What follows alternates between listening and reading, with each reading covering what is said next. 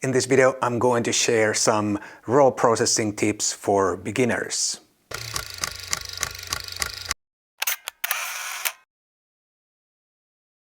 Hi guys, my name is Matti Sulanto and I'm a photographer. And in this video, I'm going to share my 3+3 slider trick for raw processing. These tips are for beginners who'd like to start shooting raw, but they are not quite sure where to start the raw processing. And indeed, it can be a little bit overwhelming because those raw processing applications are so full of all kinds of sliders and curves and whatnot.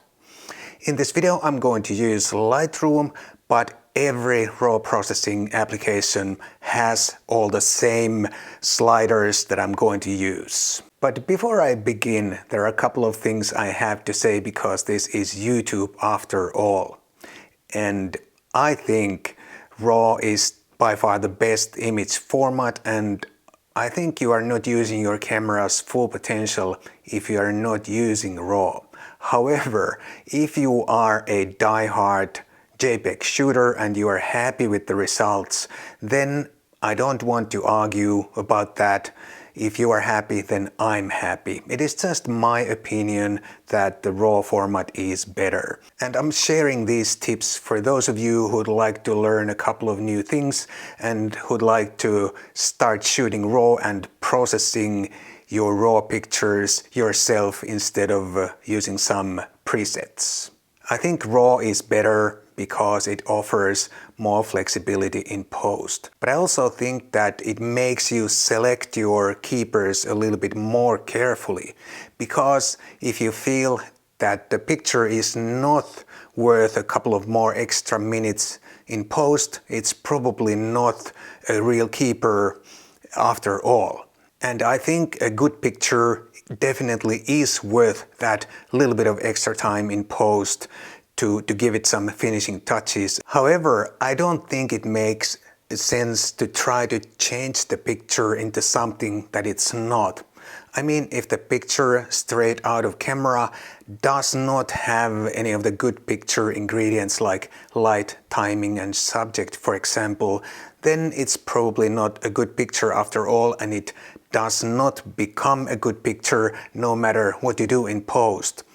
And you should be able to finish your raw picture post-processing in maybe 1 to 5 minutes, and if it starts to take a lot longer than that, I think there's probably a problem and the picture is not going to work after all. Presets can be a lot of fun and they can make your workflow faster, but when you learn to process your raw pictures yourself, then you'll also learn how the presets work, and you'll also learn to make your own presets. And there's absolutely no need to master all those sliders and curves at once. You can start with the very basic sliders and get excellent results like I'm going to show you right now.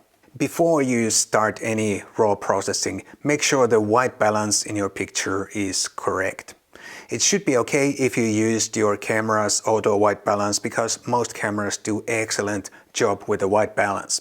However, if your picture for whatever reason looks too blue or too yellow or too something, then use your raw application's auto white balance or some of the white balance presets to make the picture look good.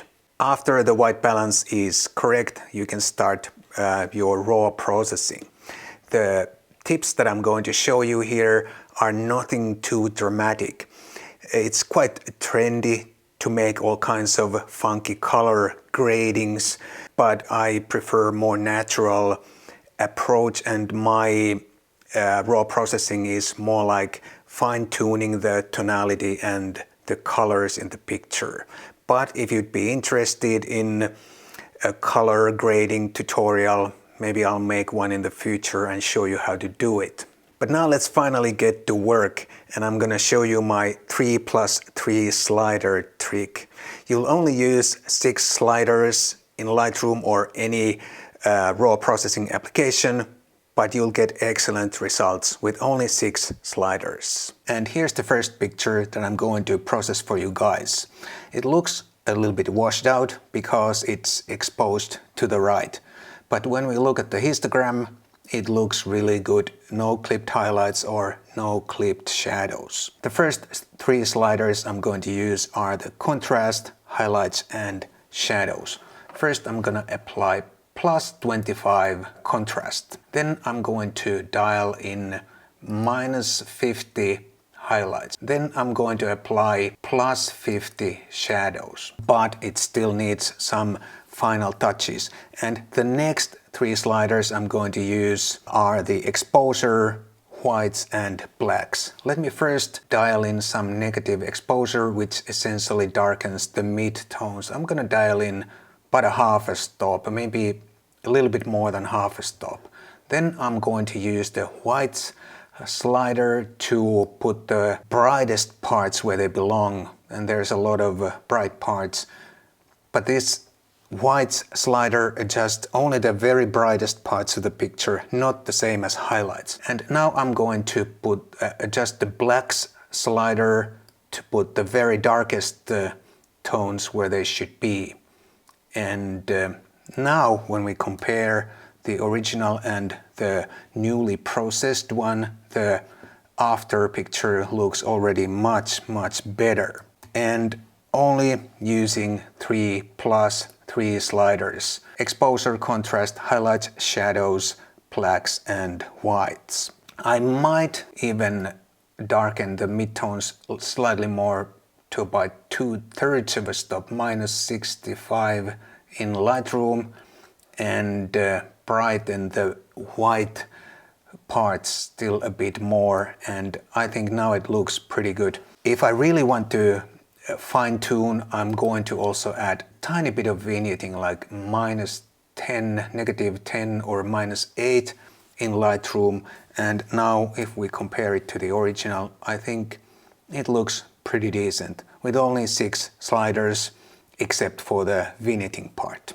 And of course you process only your so-called keepers. It doesn't make any sense to process all your pictures because all of them are probably even not worth it, and if you do that, it's gonna take a long time. And here's another picture, a little bit different. This is a portrait of this charming old lady. And I'm gonna start with the same exact 3 sliders. I'm gonna apply again plus 25 contrast, then minus 50 highlights, plus 50 shadows. Looks already much better than the original, a little bit more saturated, and all in all a little bit nicer tonality in my opinion. Now there is not much else to do with this picture. I'm going to lift the white slider a little bit, and I can also press the Alt key while I do that, so I know where the clipping first occurs, and I'm gonna select plus 19 on the whites slider. I'm gonna leave the blacks as they are. And now if we compare the original and the processed one, I think the processed one looks definitely better, a little bit more saturated and a little bit more punchy, but not totally like over processed. Also for this one I might apply -8 or 10 vignetting, and it looks even better. Let's take one more picture that is a little bit different than those 2 previous pictures. This is an early evening shot from my recent trip to Lisbon, Portugal. And let's now see if this 3+3 slider trick will also work for this kind of picture. I'm gonna start with the plus 25 contrast, minus 50 highlights, plus 50 shadows. Looks a little bit dark now, but as we can, when we look at the histogram, there's a lot of black here, so I'm gonna pull the black slider to about plus 50. And also the headlamp of the tram and also some of the street lamps, they are obviously blown out, so there should be some blown out highlights there. So I'm gonna pull the white slider like so. And now I might also add a little bit mid-tone brightness by adding plus 0.1 on the exposure slider. Now let's compare it to the original, and I think it looks a lot better. There's a lot more shadow tonality here. These stairs are separating here, as in the original straight out of camera picture. There it's just a black blob, not much separation there. It's, I think, also more highlight detail here on the wall of the building, and also when we look at these people walking here, we can see a lot more detail here in the shadow area. So all in all, I think it worked out pretty well.